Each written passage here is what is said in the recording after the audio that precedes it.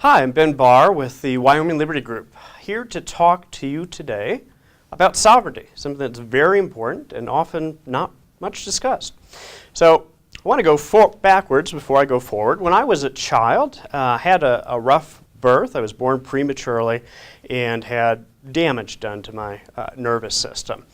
And thanks to the efforts of my mother, her friends, and volunteers in my local community, they stood together through their own voluntary action, because they cared for me, they cared for this child in their community, to be able to do massive amount of training and work with me.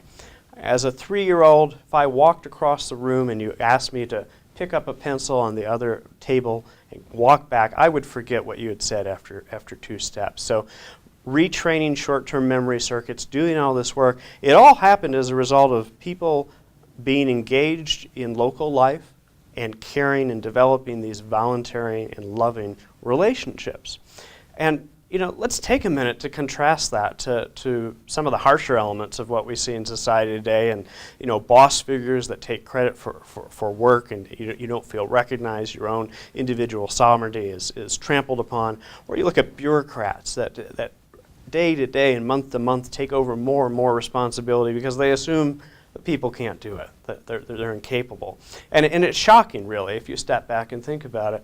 And so one of the things that we value here at the Wyoming Liberty Group, and that we're eager on advancing and redeveloping in our American tradition, is this very notion that people, when left to their own in civil society, in small local communities, are able to self-govern and are able to do these amazing things. I think about my kids. Most parents know this. You put a couple toddlers on the floor and they can come up with the most fantastic designs or drawings. My kids would do little theatrical shows. I'm in no way theatrical. I didn't push them, I didn't cajole them, but it happened.